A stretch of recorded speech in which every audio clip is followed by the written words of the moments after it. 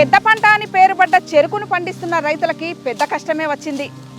సారవంతమైన భూములున్నప్పటికీ, తరతరాలుగా సాగు చేస్తున్న తీయని పంట ఉన్నప్పటికీ వారి జీవితాల్లో మాత్రం తీపి కరువైంది. ఈ పరిస్థితికి కారణమేంటి? చెరుకు రైతుల జీవితాల్లో చేదుని నింపిందెవరు? తెలుసుకునే ప్రయత్నం చేద్దాం.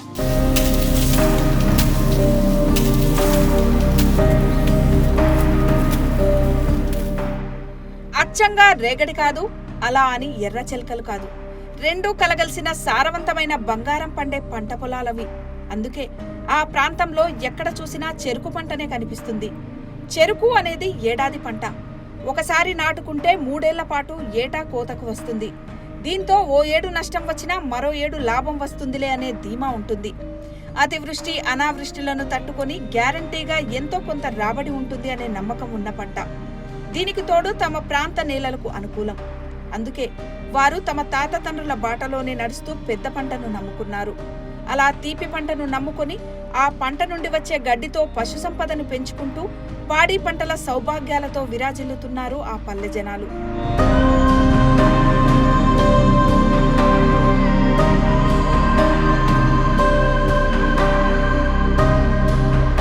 చెరుకు పంట నవంబర్ నుంచి మేము విత్తడానికి ప్రారంభిస్తాము. అయితే ఒక ఎకరాకు 30 నుంచి 50 లోపు పంట వస్తుంది మేడం దానికి. అయితే పంట అనేది సంవత్సరానికి ఒకసారి కోతకు వస్తుంది మేడం ఇది. అయితే మాకు ఈ షుగర్ కేన్ ఫ్యాక్టరీ మాకు ఒక 12 కిలోమీటర్ల దూరంలో ట్రైడెంట్ ఉంది. ఇప్పుడు ప్రైవేట్ వాళ్ళు తీసుకొని దానికి కూడా ఈసారి మూత పడేశారు. కానీ ప్రస్తుతం పరిస్థితి తలకిందులైంది. చెరుకు పంటకు అనుకూలమైన నేలలున్నా, పండించడానికి రైతులున్నా, పొలం ఎప్పటిలాగే నమ్మకంగా పంటనిచ్చినా ఆ పంటను అమ్ముకోవడం రైతులకు తలకు మించిన భారమైపోయింది. చివరకు పరిస్థితి ఎలా మారిందంటే అమ్ముకోవడంలో ఉన్న ఇబ్బందులను ఏగలేక ఆ పంటనే పండించొద్దు అనుకునేంతగా మారిపోయింది. ఈ దుస్థితికి కారణమేంటి? ఒకప్పుడు సంతోషాన్నిచ్చిన తీపి పంట నేడెందుకు చేదును మిగులుస్తుంది? దీనికి మూలాలెక్కడున్నాయని తెలుసుకునే ప్రయత్నం చేసింది big TV Janata garage team.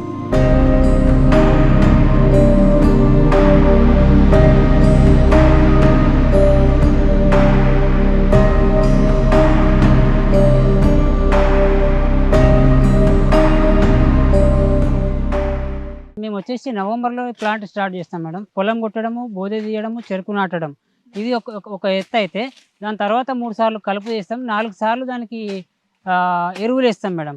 దాని తర్వాత వచ్చేసి పైపులు వేసుకొని జూడి కట్టుకోవాలి మేడం. వర్షం వచ్చినప్పుడు వర్షం ఒకసారి చెరుకు మొత్తం పడిపోతుంది మేడం. పడిపోయినప్పుడు మళ్ళీ మనం జూడి అని కట్టుకోవాలి మేడం, పడకుండా. ఒకవేళ కింద పడిపోయిందంటే చెరుకు ఎక్కడ కాకుండా పోతుంది మేడం, వెయిట్ రాదు. అటువంటి సమస్యలు అప్పుడు మనం జూడి కట్టుకుంటాం మేడం. అది కట్టుకున్న తర్వాత మళ్ళీ ఇప్పుడు చెరుకు నరకెట్ వాళ్ళ కృషి ఇవ్వాలి, కూలీలు ఇవ్వాలి, ట్రాన్స్పోర్ట్ ఇవ్వాలి మేడం. ఇవన్నీ వచ్చేసి మనకు ఫ్యాక్టరీ వాళ్ళు వచ్చేసి 3,300 ఇస్తున్నారని గుర్తు మేడం. అయితే మనకు ఇవన్నీ పోగా మన చేతికి వచ్చేది 2,500 మన చేతికి వస్తుంది మేడం. సంవత్సరం పాటు పెట్టుబడి పెట్టి మొత్తం ఇందులోనే తీసుకోవాలి. ఇది అంతా పోను మాకు ఎకరాకు వచ్చేసి 1 టన్నుకు వచ్చేసి 1000 నుండి 1500 ఉంటున్నాయి మేడం. పెద్ద పంట అంటే మాకు చెరుకు పంట. ప్రతిదీ పంట అంటే ఇప్పుడు మాకు ఫ్యాక్టరీ బంద్ అయి పెద్ద ఇబ్బంది అవుతుంది. ఇప్పుడు మేము కర్ణాటక, మహారాష్ట్ర పోతున్నాం, మా చెరుకు మాతాశ్రీకి పంపిస్తున్నాం.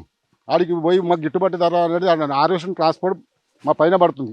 ఇప్పుడు ఇక్కడ మన దగ్గర ఉన్నదనుకో, ఇది 300, మాకు టన్నుకు 300 మాకు బెనిఫిట్ అవుతుంది రైతుకు, ప్రతి రైతుకు అనేది. ఇప్పుడు మాకు ఫ్యాక్టరీ బంద్ పెద్ద ఇబ్బంది అవుతుంది మేడం. మాకు ఇప్పుడు ఫ్యాక్టరీ చాలు చేస్తేనే మంచిగా ఉంటుంది, లేకుంటే మా రైతుల పూర దారో దిక్కైపోతుంది. ఏం చేయని పరిస్థితి ఉన్నది. మేము చెరుకు మీదనే ఆధారపడి ఉన్నాం. టోటల్ మీద చెరుకు పైననే మా తాత ముత్తాతల నుంచి కూడా అదే వేస్తారు, మేము కూడా అదే చేస్తున్నాము. మా తాత ముత్తాతల సంధి కూడా మేము చెరుకు పంటనే పండిస్తూ వస్తున్నారు మా పెద్దలు. మేము కూడా ఇదే చెరుకు పంటనే పండిస్తున్నాము. మాకు దీని నుంచే అలవాటు పడిపోయింది మొత్తము. మాకు దీని నుంచి ఇది ఇప్పుడు ఈ గవర్నమెంట్ ఏం చేస్తున్నదంటే ఈ ఫ్యాక్టరీ బంద్ చేసి మాకు ట్రాన్స్పోర్ట్ ఛార్జ్ ఎక్కువ వస్తున్నది. వేరే కంపెనీ అక్కడ కర్ణాటక అక్కడ తోలించేందుకు ఇప్పుడు ఏమవుతున్నదంటే మాకు ఇలా లాస్ వస్తున్నది. ట్రాన్స్పోర్ట్ ఛార్జ్ ఎక్కువ పడుతున్నది మాకు. ఇది ఈ కొత్తూరు ఫ్యాక్టరీ చాలు ఉంటేనేమో మాకు ట్రాన్స్పోర్ట్ ఛార్జ్ తక్కువ వస్తుండే. టన్నుకు 200-400 ఎక్కువ దొరుకుతాయి మా రైతుకు. అందులో ఇలా ఏమవుతున్నదంటే గవర్నమెంట్ పట్టించుకున్నాక వచ్చింది మాకు. ఈ ఫ్యాక్టరీ మూత వేసిన కారణం అంటే గవర్నమెంట్దే. మాకు ట్రాన్స్పోర్ట్ ఛార్జ్ ఎక్కచ్చే మాకు దొరికే లాభం అనేది అది మాకు దొరకకొచ్చింది అది. మరి లాభాలు లేకుండా ఎందుకు ఈ పంటని నమ్ముకుంటారు? మా తాత ముత్తాతల సంది ఇదే పండిస్తాం మేడం మేము. ఇది మాకు ఇదే అలవాటు ఉన్నది. వేరే పంటలు వీటి కానికంటే ఇది డ్రిప్ నుంచి పండే పంట. ఇది డ్రిప్ నుంచి వరి పంటలు పండాయి. షుగర్ కేన్ ఫ్యాక్టరీ మాకు ఒక 12 కిలోమీటర్ల దూరంలో ట్రైడెంట్ ఉంది. ముందు నిజాం ఉండే, చంద్రబాబు పీరియడ్లో అమ్మేసింది మేడం అది. ఇప్పుడు ప్రైవేట్ వాళ్ళు తీసుకొని దానికి కూడా ఈసారి మూత పడేసారు. మాకు ఈ పంట రోజు రోజుకు దిగుబడి దీని మీద ఇంట్రెస్టింగ్ అనేది తక్కువయ్యి ఇప్పుడు ముందు 10 లక్షల టన్నులు ఉంటుండే జైరాబాద్లో. అయితే ఇప్పుడు 8 లక్షలే ఉంది ఈ సంవత్సరం. 8 లక్షలు కూడా ఇక్కడ కర్ణాటక కొంత తరలిస్తున్నాం. ఇక్కడ నిజాం సాగర్, గాయత్రికి తరలిస్తున్నాం. సంగారెడ్డి అక్కడ కొంత తరలిస్తున్నాం. ఇక్కడ అయితే ట్రాన్స్పోర్ట్ ఛార్జ్ చాలా ఇబ్బంది అవుతుంది మేడం. మాకు పెట్టుబడి ఫస్ట్ పంటకైతే పెట్టుబడి కూడా ఏం రిటర్న్ మోడంకే ఏమైనా మిగులుతుంది రైతులకు. మా ఫ్యాక్టరీ చాలు చేయాలని కొన్నిసార్లు కలెక్టర్ కలిసినాము. అయినా మాకు ఫ్యాక్టరీ అయితే ఈసారి మూతపడిపోయింది. దాని గురించి ఈసారి ఉన్న పంట కూడా వచ్చేసారి ఉండదేమో అన్న భయం ఉంది. ఎందుకంటే మాకు నష్టమవుతుంది చెరుకు పంట పెట్టుట్లా.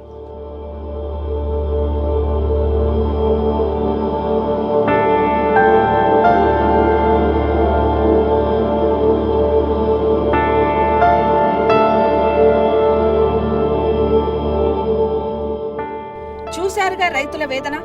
అందుబాటులో ఫ్యాక్టరీలు లేక వ్యయ ప్రయాసలకు ఓర్చుకొని వేరే జిల్లాలలో లేదా పక్క రాష్ట్రంలో ఉన్న చెరుకు ఫ్యాక్టరీలకు పంటను తీసుకెళ్లి అమ్ముకోవాల్సిన పరిస్థితి నెలకొంది.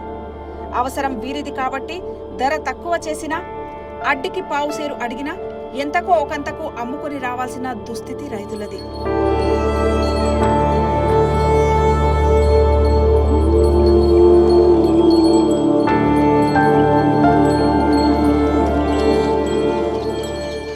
కాకపోతే ఎంత చెరుకు పండించినా కొనేవారు లేరు మేడం. ఫ్యాక్టరీలు మూతపడుతున్నాయి. ఇప్పుడు ఉన్న ఫ్యాక్టరీ నిజాం షుగర్ ఫ్యాక్టరీ మూతపడ్డది. మూతపడితే ఇప్పుడు ఇక్కడ చెరుకు కొనేవారు లేరు. లేక మేము పక్క రాష్ట్రంకు, కర్ణాటక రాష్ట్రంకు ఈ చెరుకుకు తరలిస్తున్నాం. తరలిచ్చినప్పుడు ఏ ఫ్యాక్టరీ వాళ్ళు కొనేవారు లేరని ఆ ఫ్యాక్టరీ అయినా ఈ చెరుకుకు రేటు దించి మాట్లాడుతున్నాడు. ఇప్పుడు 2500 తీసుకుంటుంది మేడం. పక్క అదే మన రాష్ట్రంలో 2700 పోతుంది. కాబట్టి మనకు 200 నష్టం. అయినా పండిస్తే లాభం ఏం దొరుకుతలేదు. ఎందుకంటే ఫ్యాక్టరీ వాళ్ళు గిట్టుబాటు ధర పెడతలేదు. అదే మన తెలంగాణ పరిశ్రమ ఉంటే మనకు అనుకూలంగా గిట్టుబాటు ధర లభిస్తుంది మేడం. అయితే ఇప్పుడు మేము కర్ణాటకకు సప్లై చేసుకుంటున్నాం. ఇక్కడ కొత్తూరు నిజాం షుగర్ ఫ్యాక్టరీ ఉంది. అది మూతపడ్డది. ఈ సంవత్సరం నడవలేదు మేడం. పక్క రాష్ట్రంకు తరలిస్తున్నాం చెరుకు. ఇప్పుడైతే కొత్తూరు ఫ్యాక్టరీ అని ఉండే ఇంతకుముందు. అది ఉన్నప్పుడు మాకు ఏమవుతుంది, దగ్గర ఉంది మనకు. ఇక్కడ నుండి ఒక 10 కిలోమీటర్లు వస్తున్నాయి. అయితే ఒక టన్నుకు వచ్చేసి 200-300 ఎక్కువ వస్తున్నాయి మేడం. అయితే ఇప్పుడు ఏం చేస్తున్నారు, కామారెడ్డినో, మాగినో, లేదంటే కర్ణాటకో, గాంధీనో తరలిస్తున్నారు మేడం. అవి సుమారు 200-250 కిలోమీటర్ దూరంలో ఉన్నాయి మేడం. కొన్ని కర్ణాటక ఫ్యాక్టరీలు ఉన్నాయి. అక్కడ పోతే ఆయనకు అవసరం లేదు మేడం చెరుకు. ఇక్కడ నుండి తెస్తే ఆయన ఏం చేస్తున్నాం, మీ ఇష్టం, ఈ రేట్ ఇస్తాం, మీ ఇష్టం ఉంటే ఇవ్వండి, లేదంటే లేదు. దానికి ముఖ్య కారణం ఏంటంటే మా దగ్గర ఉన్న ఫ్యాక్టరీ బంద్ అయింది కాబట్టి ఆయన ఎట్లా వేస్తారు, కంపల్సరీ వేస్తారు అని ఆ మాటతో ఆయన ఏమంటే మీ ఇష్టం ఉంటే ఇవ్వండి, లేదంటే లేదు. అంటే ఆయన నచ్చిన రేటు మనకి ఇస్తున్నాం మేడం. అప్పుడు చెరికే ఉండే మా అత్తమామలు ఆ నుంచి ఫ్యాక్టరీకే వేస్తుండ్రి. ఇక ఇప్పుడు మేము తెలియనప్పుడు గానులు కట్టుకున్నారు. మీరు తెలిసిన సంది ఫ్యాక్టరీకి వేస్తున్నారు మా అత్తమామలు. ఆ 10 సంది ఫ్యాక్టరీకి వేసిండ్రు. మాకు ఇప్పుడు అక్కడిక్కడ వేసుడికి ఏం లాభం లేదు. సగం పంట అక్కడే పోతున్నది. కానీ ఇప్పుడు ఏం మిగిలకు వచ్చింది. ఇప్పుడు ఎట్లా ఉంటే బాగుంటుంది, గవర్నమెంట్ ఏం చేయాలంటారు? ఫ్యాక్టరీ చేయాలి. మాకు దూరంకు అందులో సగంకి ఎక్క లాగొడి పోతున్నది. మరి ఫ్యాక్టరీ చేస్తే మాకు ఏమన్నా లాగొడి దక్కుతుంది.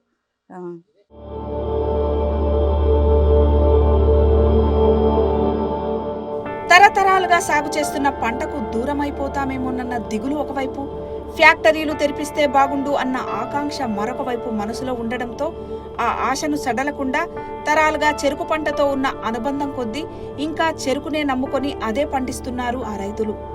లాభాలివ్వని పంటను వదిలేసి వేరే పంటకు వెళ్ళొచ్చుగా అన్న ప్రశ్నకు వారిచ్చే సమాధానం వినండి. మా పెద్దల నుంచి చెరుకు వండిస్తాం మేము. మస్తు వండిస్తాం, కానీ మాకు ఇప్పుడు ఫ్యాక్టరీ లేక చాలా ఇబ్బంది అవుతున్నది. చాలా లేబర్కు తినుడు, లేబరే తినిపోతున్నారు మా పైస అంతా. మేము కష్టం చేస్తున్నాం కానీ మాకు జిక్కకోసింది, కూలి లేక కూడా మిగిలకోసింది. మాకు కష్టం చేసిన దాంట్లో మసాలాలు, కూళ్ళు అంత వంగ మేము చేసిన కూలే మాకు మిగులుతున్నది. కానీ మాకు ఏం మిగిలకోసింది. మాకు కంపల్సరీ ఫ్యాక్టరీ కావాలి ఇక్కడ. ఈ ఏరియాలో మాకు ఫ్యాక్టరీ అయితేనే చెరుకు మీద బతుకుతాం మేము, లేకుంటే బతకజాలం మేము. రేగడి భూములు అన్నీ ఉంటే శనగలు జొన్నలు తీసుకుంటాము. ఒట్టి బండ భూములు ఏం పంటలు అవుతాయేమో మాకు. చెరుకు అయితేనే ఇంత అవుతుంది. దానికి ఇడిచి మళ్ళీ ఏం పంట కాదు మా దగ్గర. చూడు ఇప్పుడు రేగడి భూములు ఉన్నోళ్ళ దగ్గర అయితే 2 పంటలు 3 పంటలు తీసుకుంటున్నారు. మాకు అవే బండ భూములు, వాగులు పడుతున్నాయి, వాగులు పడుతున్నాయి, గడ్డకున్నాయి, ఎండిపోతున్నాయి. ఏం తీయాలి పంటలు మేము? ఆ చెరుకు పంట అయితేనే మాత అవుతుంది మాకు. మళ్ళీ వేరే పంట ఏం కాదు. మా నాయనోళ్ళ నుంచి మా తాతోళ్ళ నుంచి ఎప్పటికి చెరుకుకి అనుసంధానం ఉన్నాం మేడం. మేము వరి పంట అయితే పెట్టలేదు ఇప్పటివరకు. జైరాబాద్లో ఏం పెట్టినాం చెరుకు పంట. ఇప్పుడు కొద్దిగా పత్తి పెడుతున్నాం, ఒక 20% అంతే. ఇంకా 80% చెరుకే ఉంది. అది కూడా ఈసారి ఫ్యాక్టరీ ఇట్లా మూతలు పడకుండా పోతే అది కూడా తగ్గించే అవకాశాలు ఉన్నాయి మేడం.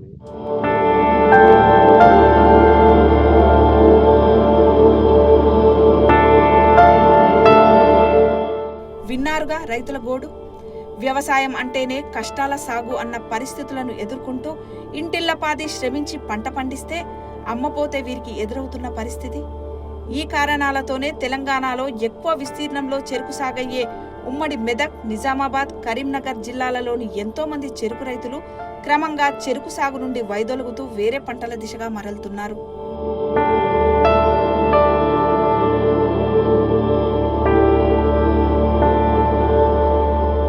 దశాబ్ద కాలంగా రాష్ట్రంలో చెరుకు పంట విస్తీర్ణం క్రమక్రమంగా తగ్గిపోతుంది. గతంలో 1,20,000 ఎకరాలకు పైచిలుకులో చెరుకు పండిస్తుండగా గత ఏడాది కేవలం 52,000 ఎకరాల్లో మాత్రమే చెరుకు పండించారు. ఇక ఈ ఏడాది కేవలం 37,000 ఎకరాల్లో మాత్రమే చెరుకు పంట వేశారు. ఈ పరిస్థితికి కారణం ఏంటి? చెరుకు రైతులు రోజు రోజుకు ఆ పంట నుంచి ఎందుకు వైదొలుగుతున్నారు అంటే కారణం ప్రభుత్వాల విధానపర లోపాలే. రైతుల కడగండ్లకు ప్రభుత్వ విధానపరమైన లోపాలే కారణం. పంట ఉంది, ఫ్యాక్టరీలు ఉన్నాయి, ప్రభుత్వం ఉంది, కానీ లోపించింది వాటి మధ్య అనుసంధానం. అందువల్లే నాడు రైతులకు, ప్రభుత్వాలకు, ఫ్యాక్టరీలకు లాభాలను అందించిన చెరుకు పంట నేడు సంక్షోభంలో కూరుకుపోయింది.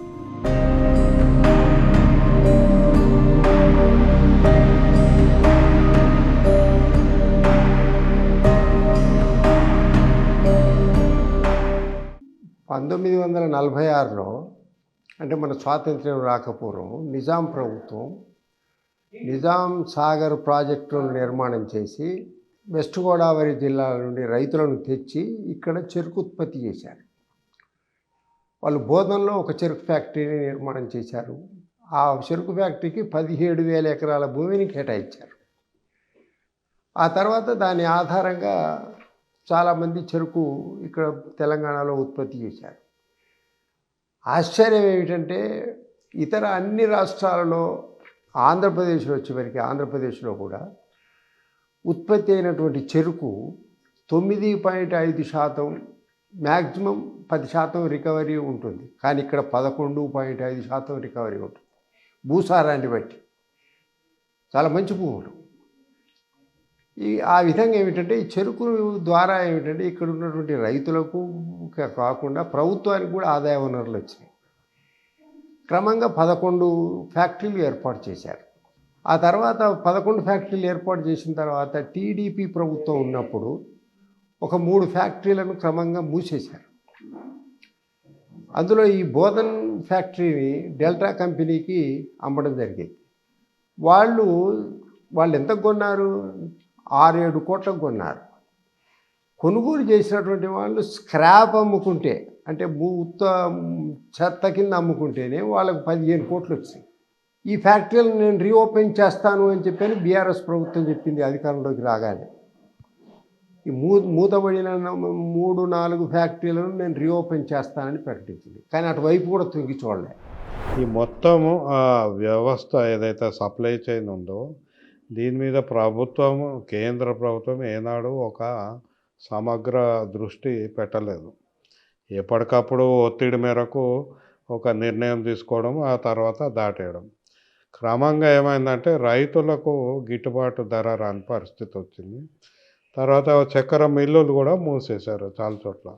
అంటే ఇదివరకు ఉన్న సహకార మిల్లులు, తర్వాత ప్రైవేట్ రంగంలో పాతయి. ఇప్పుడు తెలంగాణలో నిజాం ఎప్పుడో 1930sలో పెట్టిండు. బోధన్లో, తర్వాత మెట్పల్లి, జహీరాబాద్, ఈ మొంబోజ్పల్లి మొత్తం ఒక 9 యూనిట్లు ఉండేది. ఈ 9 యూనిట్ల ద్వారా ఈ ప్రాంతంలో చక్కెర ఎకానమీ అనేది ఒకటి ఉండే, దాంతోపాటు బెల్లం ఎకానమీ ఉంటుంది. ఇప్పుడు చంద్రబాబు నాయుడు టైంలో ఈ వీటిని ఇంకా అమ్మేసి ప్రైవేటైజ్ చేసేసి వీటిని పూర్తిగా ఇప్పుడు బంద్ చేశారు. మొత్తంగా జైరాబాద్ కానీ బోధన్ కానీ నిజామాబాద్ తర్వాత మెట్పల్లి ప్రాంతంలో చెరుకు విస్తీర్ణం పూర్తిగా పడిపోయింది. దాదాపు 5-10% వచ్చింది. కామారెడ్డిలో గాయత్రి షుగర్స్ అప్పుడు అదే చంద్రబాబు నాయుడు టైంలో ఇచ్చి అది కూడా ఇప్పుడు మూతపడ్డది. దాంతో ఆ ప్రాంతంలో రైతులకు ఈ విధానాల వల్ల రైతులకు బెనిఫిట్ రాలేదు, ఉన్న ఎకానమీ దెబ్బతిన్నది. దీనికి తోడు ఎక్కడైనా రైతులు వ్యవసాయ శాఖ కింద ఉంటే చెరుకు రైతులు మాత్రం నేటికి కూడా మన రాష్ట్రంలో షుగర్ డైరెక్టరేట్ కిందనే ఉన్నారు. అంతేకాక రాష్ట్ర స్థాయిలో కనీసం ఒక సలహా సంఘం కూడా లేదు. వెరసి చెరుకు రైతుల గొంతుక వినిపించే వారే కరువైన పరిస్థితి నెలకొంది.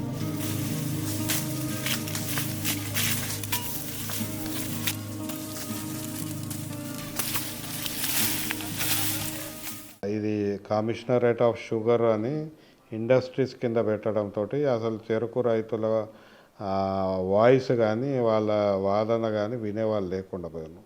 ఇది వ్యవసాయ శాఖ కిందకి తీసుకురావాల్సిన అవసరం ఉంది. పరిశ్రమలతోటి రైతులను జోడించి ఒక వ్యవస్థలాగా మీరు నడిపిస్తారు కదా, ఇది తోడేల్ని ఒక మేకను రెండు ఒక దగ్గర పెట్టడం వల్ల తోడేలు మేకను తినేస్తుంది. ఇది ఉన్నటువంటి ఇప్పుడు ఒక దమనకాండ. దీన్ని పరిష్కరించాలి. మీరు వ్యవసాయ శాఖ కిందనన్నా రైతులను పెట్టండి, లేదా ఒకవేళ మీరు డైరెక్టర్ ఆఫ్ షుగర్ కిందనే పెడితే అక్కడ చట్టబద్ధంగా చేయాల్సిన పనులు ఏమైతే ఉన్నాయో రాష్ట్ర స్థాయిలో స్టేట్ అడ్వైజరీ కౌన్సిల్ అది ఏర్పాటు చేయండి.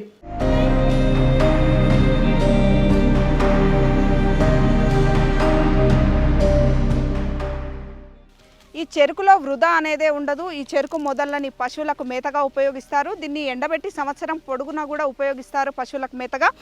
ఇక ఈ గడల నుంచి జ్యూస్ తీస్తే దాని నుండి చక్కెర, బెల్లము తయారవుతుంది, మొలాసిస్ కూడా తయారవుతుంది. ఈ తర్వాత వచ్చే పిప్పి ఉంటుంది, ఈ రసం తీయగా ఆ పిప్పి ప్లైవుడ్ పరిశ్రమలకు వెళ్తుంది. అంతేకాకుండా దాని నుంచి ఎరువు కూడా తయారు చేస్తారు. ఇలా రకరకాల ఉత్పత్తులని ఈ చెరుకు నుంచి తయారు చేస్తారు. కానీ కేవలం ఇక్కడ పరిశ్రమలు మూతబడ్డందువల్లనే రైతులు తీవ్ర ఇక్కట్లకు గురవుతున్నారు. పరిశ్రమలు కనుక ఓపెన్ అయితే ఇక్కడ మరిన్ని ఎకరాలలో చెరుకు పంట పెరిగే అవకాశం అయితే ఉంది.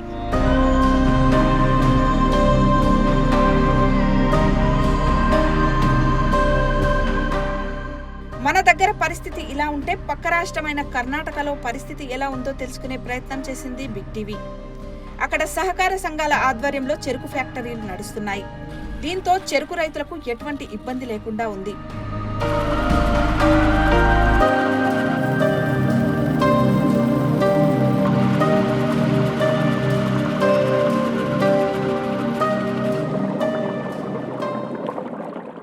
అక్కడ ఉన్న చక్కెర కర్మాగారాలు మ్యాక్సిమంగా సహకార రంగంలో ఉన్నాయి.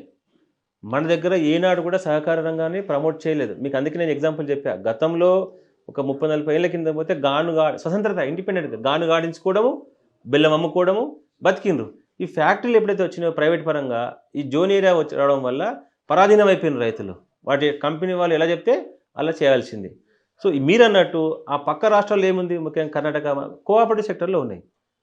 ఈరోజు మేము కొత్త గవర్నమెంట్ కాంగ్రెస్ ప్రభుత్వం రిక్వెస్ట్ చేస్తూ ఉన్నాం, మీరు సహకార రంగాన్ని ప్రమోట్ చేయండి. దానిలో కాస్త మీకు సీడ్ మనీ కానీ ఇన్వెస్ట్మెంట్ రావచ్చు, కానీ మీకు రేపు వేలాది కోట్ల రూపాయల ఆదాయం కూడా వస్తుంది కదా గవర్నమెంట్కి. దయచేసి మేము ప్రభుత్వ పెద్దలకు రిక్వెస్ట్ చేసేది ఏంటంటే సహకార రంగంలో తీసుకొచ్చే ప్రయత్నం చేయండి. हमारा गांव गोड़मपल्ली और ये कर्नाटक में आता है बीदर डिस्ट्रिक्ट.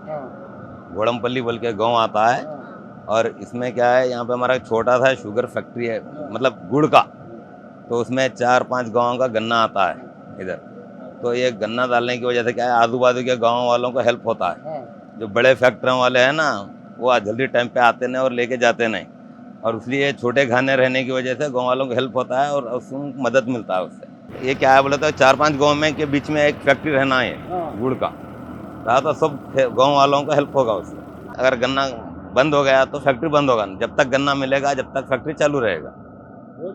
और इसमें हम 10 kg का गुड़ का एक मुद्दा बनाते हैं, 10 kg का, और उसका जो हिप्पी जो बकास जो बचता है और उसमें हम जलन के लिए यूज़ करते हैं, और जो ज़्यादा होता है वो कहीं और फैक्ट्रियों को चला जाता है।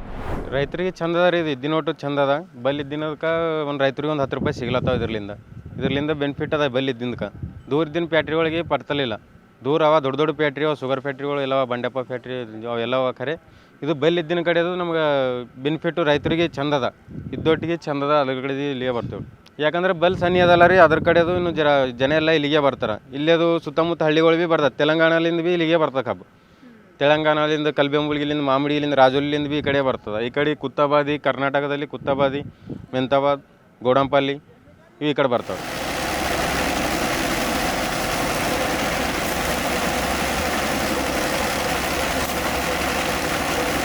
మనం ఇప్పుడు కర్ణాటక రాష్ట్రంలోని బీదర్ జిల్లా గోడపల్లి అనే గ్రామంలో ఉన్నాము. ఈ ప్రాంతంలో చెరుకు ఎక్కువగా పండుతుంది కాబట్టి ఇక్కడ 4-5 గ్రామాలకు ఒక చోట చిన్న చిన్న క్రషింగ్ యూనిట్స్ ఉంటాయి. అంటే రోజుకు 100 టన్నుల చొప్పున ఇక్కడ క్రషింగ్ అవుతుంది. 4 నెలల పాటు అంటే చెరుకు పంట కోతకు వచ్చాక ఎక్కువగా వచ్చే సమయంలో 4 నెలల పాటు ఇక్కడ క్రషింగ్ యూనిట్ నిరంతరాయంగా జరుగుతుంది. దీనివల్ల ఇక్కడ చెరుకు రైతులకు ఎటువంటి ఇబ్బంది ఉండడం లేదు. మన తెలంగాణలో మాత్రం చెరుకు రైతులు తీవ్ర ఇబ్బందులు పడుతున్నారు. పెద్ద ఫ్యాక్టరీలు మూతపడ్డాయి, చిన్న చిన్న క్రషింగ్ యూనిట్లు ఎక్కడా లేవు. కానీ ఇక్కడ పక్కనే ఉన్న కర్ణాటకలో మాత్రం రైతులకు ఎటువంటి ఇబ్బంది కలగకుండా ఇట్లా చిన్న చిన్న యూనిట్స్ ఏర్పాటు చేస్తున్నారు. మనం కూడా ఈ విధంగా చెరుకు ఎక్కువగా పండే ప్రాంతాల్లో ఇట్లా క్రషింగ్ యూనిట్స్ ఏర్పాటు చేస్తే రైతులకు చాలా ఉపయోగకరంగా ఉంటుంది. దేశవ్యాప్తంగా మొత్తం 720 చక్కెర ఫ్యాక్టరీలు ఉంటే వాటిలో 300 ఫ్యాక్టరీలు సహకార రంగంలో కొనసాగుతున్నాయి. 320 ఫ్యాక్టరీలు ప్రైవేట్ రంగంలో ఉన్నాయి. 70 ఫ్యాక్టరీలు ప్రభుత్వ రంగంలో ఉన్నాయి. ప్రభుత్వ రంగంలో ఉన్న ఫ్యాక్టరీలు అయితే చాలా వరకు మూతపడ్డాయి. దీనికి ప్రధాన కారణం ప్రభుత్వాల చిత్తశుద్ధి లోపమే అంటున్నారు నిపుణులు.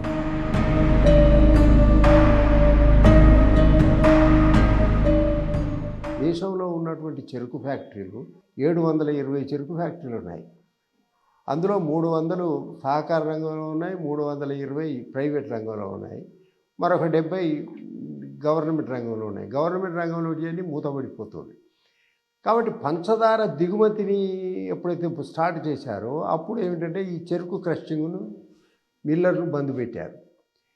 అసలే అంతంత మాత్రంగా ఉన్నటువంటి తెలంగాణలో ఎప్పుడైతే ఈ పరిస్థితి ఏర్పడిందో రంగరాజన్ కమిషన్ సిఫారసుల ద్వారా కూడా ఏమిటంటే ఈ స్వేచ్ఛ కల్పించారో ధర నిర్ణయంలో మిల్లర్లకు, అప్పటి నుంచి ఏమిటంటే ఈ తెలంగాణలో దీని ప్రభావం బాగా పడి ఇక్కడ చెరుకు విస్తీర్ణం తగ్గుతూ వచ్చింది.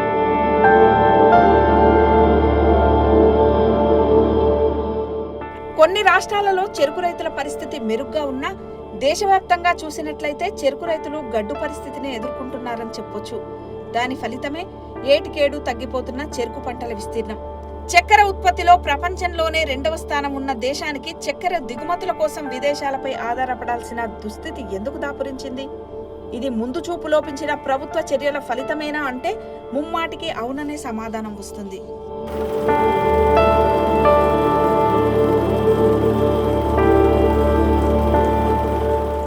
చెరుకు రైతులకు ప్రోత్సాహకం లేదు. ఇంతకుముందు ఎస్ఎంపి అని అంటే స్టేట్ మినిమం ప్రైస్ అని చెప్పని రాష్ట్ర ప్రభుత్వం ధర నిర్ణయించేది. కేంద్ర ప్రభుత్వం ఎఫ్ఆర్పి అని చెప్పని నిర్ణయించేది, ఫెయిర్ యావరేజ్ ప్రైస్ అని చెప్పాను. ఆ ఫెయిర్ యావరేజ్ ప్రైస్ ఇప్పుడు ఎంత నిర్ణయించారు? టన్నుకు 3,150 రూపాయలు నిర్ణయించారు. కానీ ఇక్కడ యాక్చువల్గా ఏమిటంటే 3,500, 3,800 ఇస్తూ ఉన్నారు. కాబట్టి కేంద్ర ప్రభుత్వం నిర్ణయించేటటువంటి ఎఫ్ఆర్పి కూడా వాస్తవ ఉత్పత్తి ఖర్చులకు అనుగుణంగా లేదు. అందువల్ల చెరుకు రైతులు క్రమంగా తగ్గిపోతూ ఉన్నారు. ఇది ఇక్కడే కాదు, దేశంలో కూడా 5 కోట్ల ఎకరాలుంటే ఈరోజు 2.5 కోట్ల ఎకరాలకు వచ్చింది. మనం పంచదార ఉత్పత్తి చేస్తున్నాం భారతదేశంలో 360 లక్షల టన్నులు ఉత్పత్తి చేస్తున్నాం. మన వినియోగం ఎంత? 2,60,000 టన్నులు. అంటే ఇంకో 1 కోటి టన్నులు మిగులుబాటు ఉంది. ఇందులో 20 లక్షల టన్నులు మనం క్యారీ ఓవర్ అని పెట్టుకుంటాం వచ్చే సంవత్సరానికి, పండుతుందో ఎండుతుందో. మిగతా 80 లక్షల టన్నులు మనం ఎగుమతి చేయాలి. ఎగుమతి చేసేటటువంటి స్థితిలో 40 లక్షల టన్నులు మనం దిగుమతి చేసుకుంటున్నాం. ముడి పంచదార. ఆ ముడి పంచదారని ఇక్కడ రిఫైన్డ్ చేస్తారు.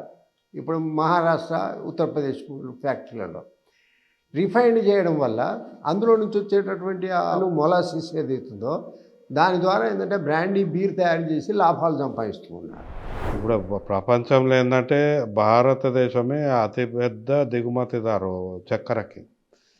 భారతదేశం మార్కెట్లో వచ్చింది కొంటదంటే రేట్లు పెరిగిపోతున్నాయి. అట్లని ఇక్కడ మరి ఉత్పత్తి పెంచే క్రమంలో మనకి ఇక్కడ 2 లాబీలు బాగా స్ట్రాంగ్ ఉంది. ఒకటేమో మహారాష్ట్రలో ఈ శరద్ పవార్ చుట్టూ సహకార చక్కెర మిల్లు ఒకటైతే, ఉత్తరప్రదేశ్ రాష్ట్రంలో ఉన్న చక్కెర మిల్లులు, ఈ 2 లాబీలు ఈ చక్కెర దిగుమతి ఎగుమతుల మీద వాళ్ళ ఇన్ఫ్లుయెన్స్ బాగుంటుంది. అయితే ఈ 20 ఏళ్ళ కాలంలో ఈ దిగుమతులు ఎగుమతులకు సంబంధించి ప్రభుత్వం అప్పటికప్పుడు తీసుకున్న నిర్ణయాల వల్ల క్రమంగా చక్కెర మిల్లు మూతపడే పరిస్థితి వచ్చింది.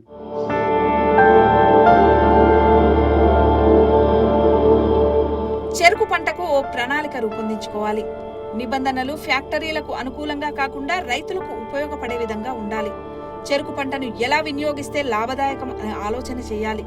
ఆ దిశగా కార్యాచరణ రూపొందించి అమలు చేస్తేనే చెరుకు రైతులకు, ప్రభుత్వాలకు లాభదాయకంగా ఉంటుంది.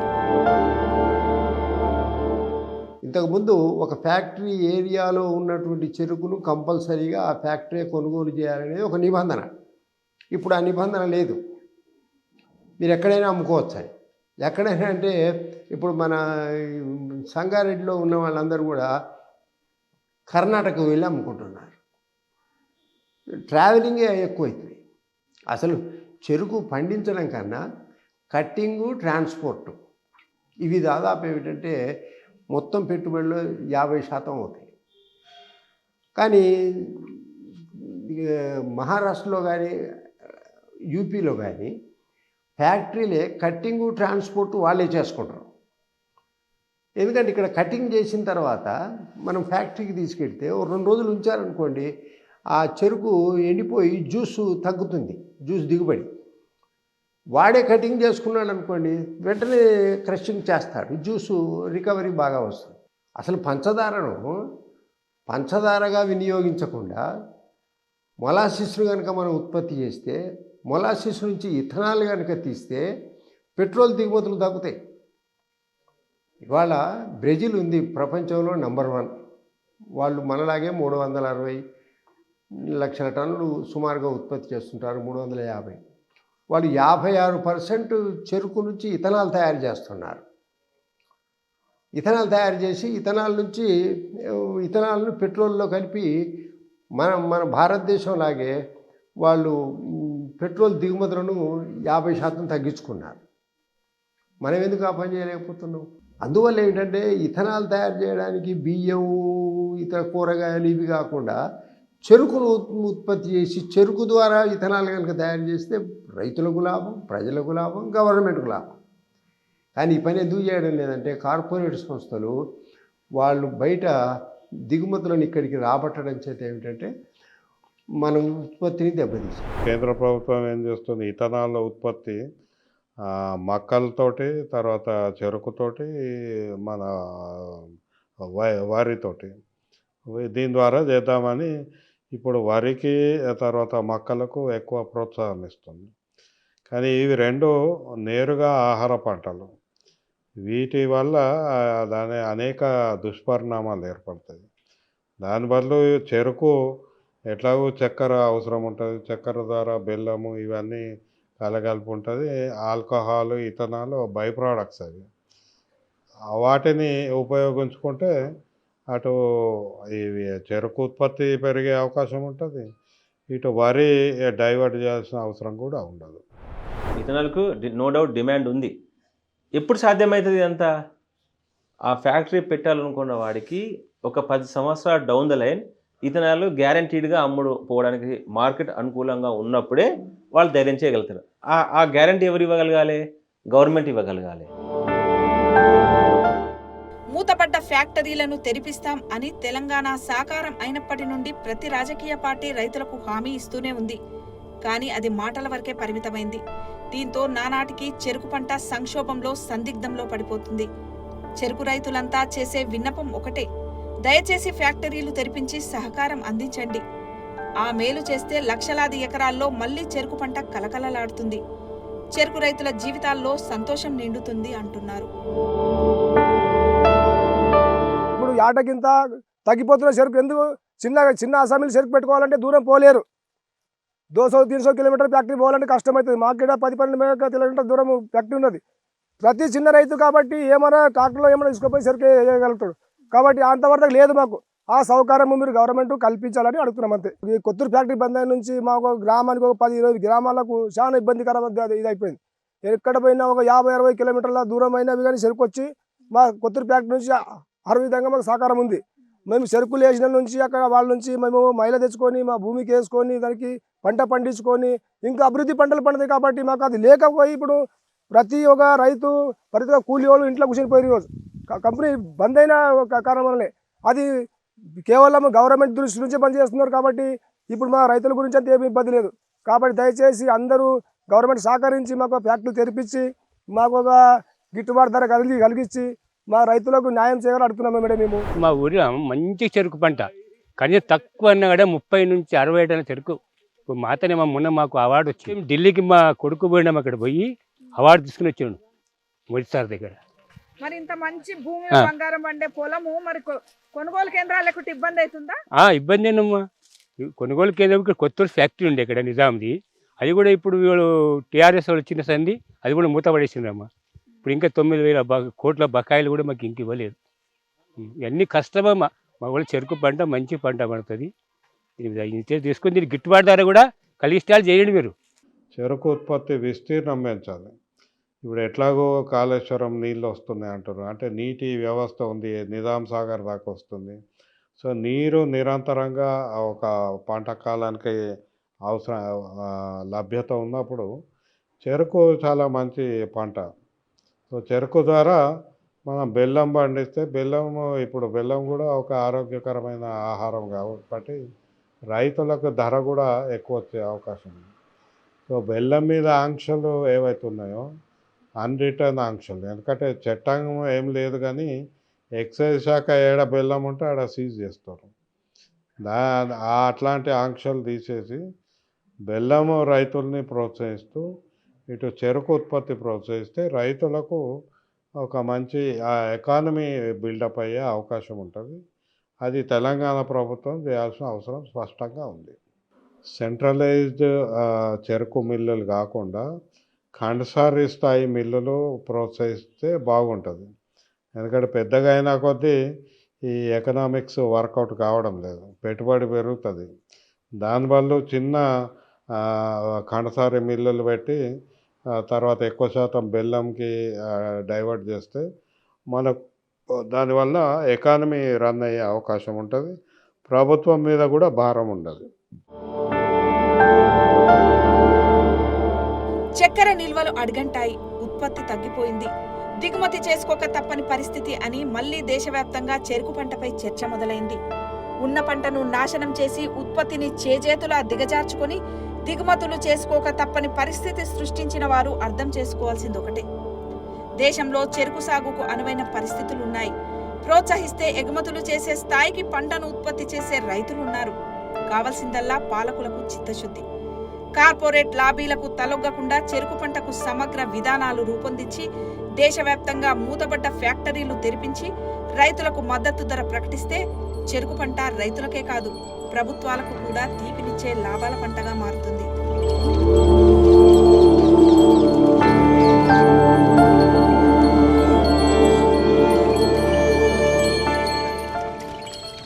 ఏడాది పాటు ఎన్నో వ్యయ ప్రయాసలకు ఓర్చుకొని పంట పండిస్తే మద్దతు ధర లేక అమ్ముకునే పరిస్థితి లేక గోసపడుతున్నారు చెరుకు రైతులు. చెరుకు రైతులకు చేయూతనివ్వాలి, మూతబడ్డ పరిశ్రమలను తెరిపించి వారి బతుకులకు భరోసానివ్వాలి. కెమెరామెన్ సతీష్తో రమ, బిగ్ టీవీ, జహీరాబాద్ నుండి.